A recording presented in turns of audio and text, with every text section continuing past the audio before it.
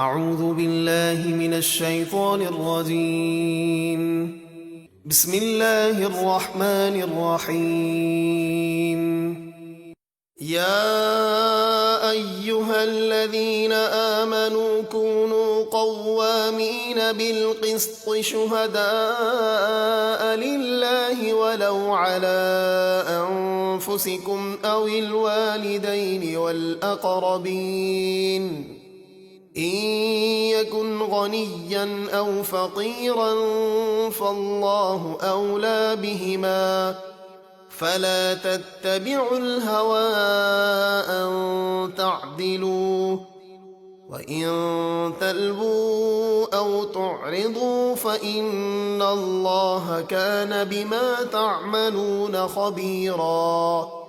اے ایمان والو، اللہ کے لیے گواہی دیتے ہوئے انصاف پر خوب قائم ہو جاؤ، چاہے اس میں تمہارا اپنا نقصان ہو یا ماں باپ کا یا رشتہ داروں کا۔ جس پر گواہی دو وہ غنی ہو یا فقیر، بہرحال اللہ ان دونوں یعنی غنی اور فقیر پر تم سے زیادہ مہربان ہے۔ تو تم نفسانی خواہش کی پیروی نہ کرو کہ انصاف سے دور ہو جاؤ۔ اگر تم بات کو گھما پھرا کر کہو گے یا گواہی دینے سے منہ پھیرو گے تو اللہ کو تمہارے سب کاموں کی خبر ہے۔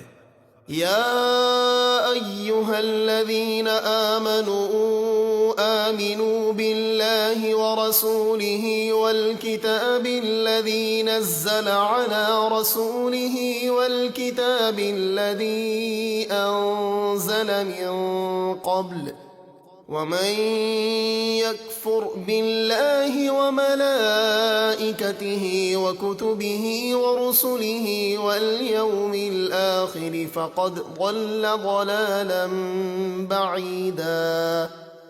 اے ایمان والو، ہمیشہ ایمان رکھو اللہ پر اور اس کے رسول پر اور اس کتاب پر جو اس نے اپنے اس رسول علیہ السلام پر نازل فرمائی اور ہر اس کتاب پر جو پہلے اتاری، اور جو نہ مانے اللہ اور اس کے فرشتوں اور کتابوں اور رسولوں اور قیامت کو تو وہ ضرور دور کی گمراہی میں جا پڑا۔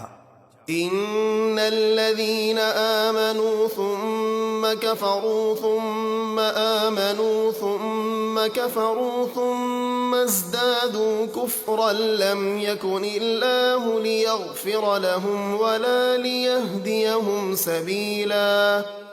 بے شک وہ لوگ جو ایمان لائے موسیٰ علیہ السلام پر، پھر کافر ہوئے بچھڑے کی پوجا کر کے، پھر اس کے بعد ایمان لائے، پھر عیسیٰ علیہ السلام کا انکار کر کے کافر ہوئے، پھر محبوب علیہ السلام کا انکار کر کے کفر میں اور بڑھے، اللہ نہ انہیں بخشے گا نہ انہیں حق کا راستہ دکھائے گا۔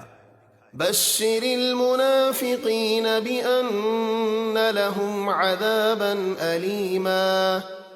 منافقوں کو خوشخبری سنا دیجئے کہ ان کے لیے دردناک عذاب ہے۔